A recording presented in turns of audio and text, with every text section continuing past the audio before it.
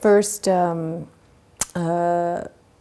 saw the New York City Ballet when I was 10, and I saw George Balanchine's ballets, and I wanted to dance for him because I loved what I saw. It looked very magical to me, and I wanted to dance for this man that made these ballets. And I started reading many books about him, and of course his history, he came from St. Petersburg, and he was trained at the Imperial School, which is now the Mariinski, and so it's very famous in America because of him. And also many of my teachers, I trained with Danilova and Dubrovska, and before my time, Vladimirov was at the school, and Nabokov, and they all came from St. Petersburg and the Imperial School. And of course I read about Nijinsky and Anna Pavlova, and so and Karsavina, you know. So as a child I read a lot of history because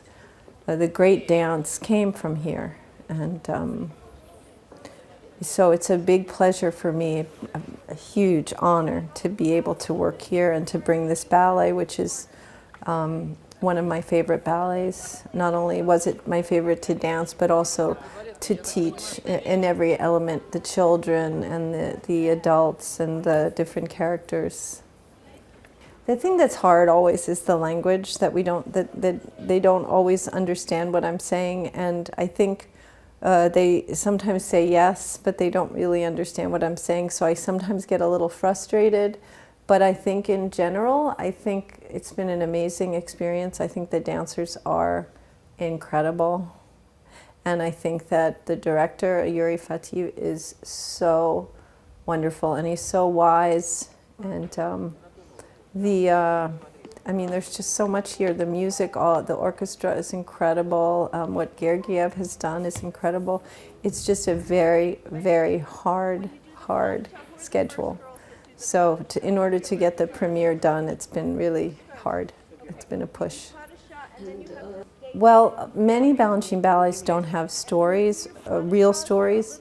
Often you'll see a Balanchine ballet and you'll feel like there's a story, but it's sort of something that you imagine, and it's very beautiful, but this is a very specific story.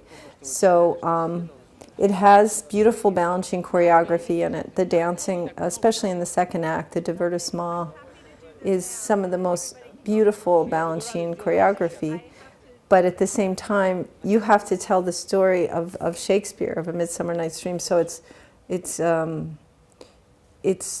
very different because as dancers, often we're not asked to tell a story.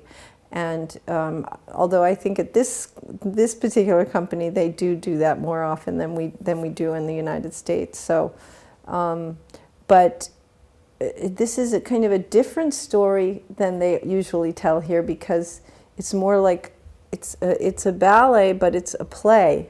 So they have to, without words, they have to tell this story of the lovers and the confusion and Puck and Oberon, and so it's a very, I think, unusual Balanchine ballet, because he didn't do a lot of story ballets. Will you write a book? Will I write a book? No, I won't.